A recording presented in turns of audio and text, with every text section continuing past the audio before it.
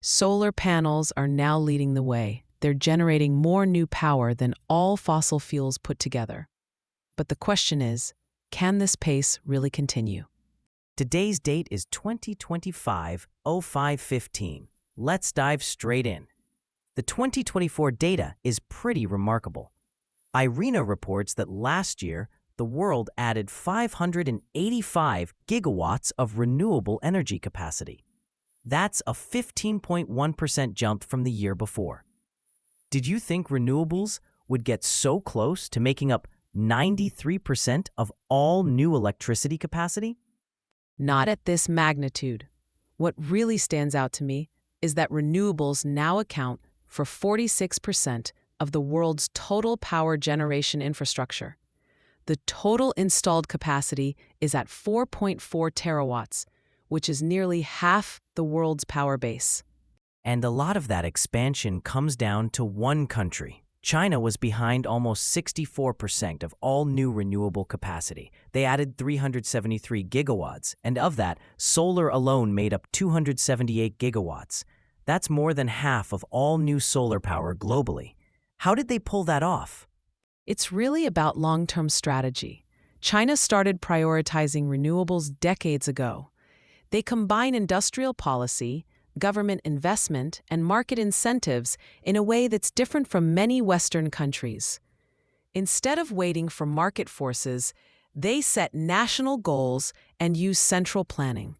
That's let them ramp up solar manufacturing. Wait, when you say central planning, do you mean that the government actually directs how much gets built? Or is it more about setting targets? A bit of both. The government sets clear targets and supports industry with subsidies and investment. Then there are ambitious deployment targets that guarantee a market for these goods.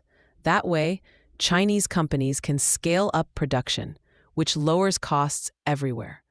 And they're taking this model abroad through the Belt and Road Initiative by exporting renewables and opening up new markets.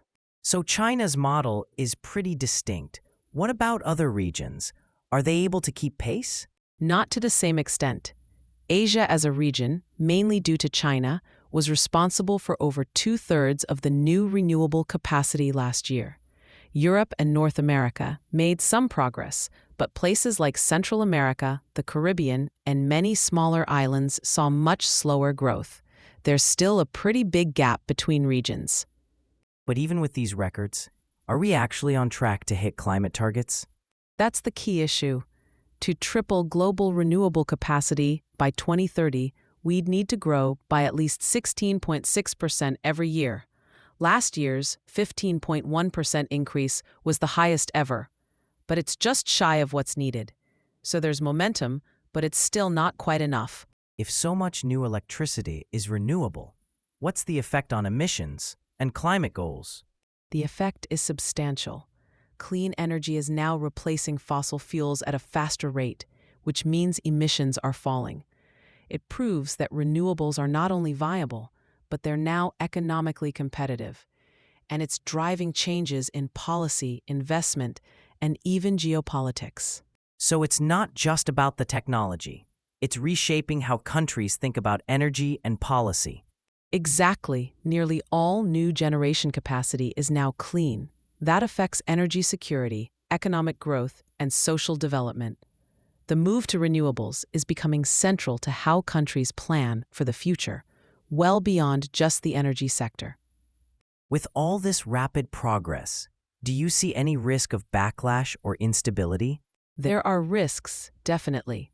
Moving this quickly can put pressure on power grids, disrupt existing jobs, and challenge some industries.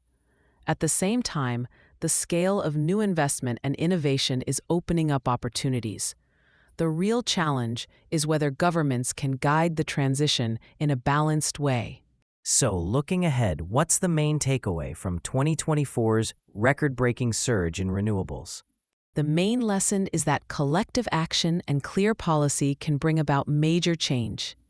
China's example shows what's possible with scale and planning.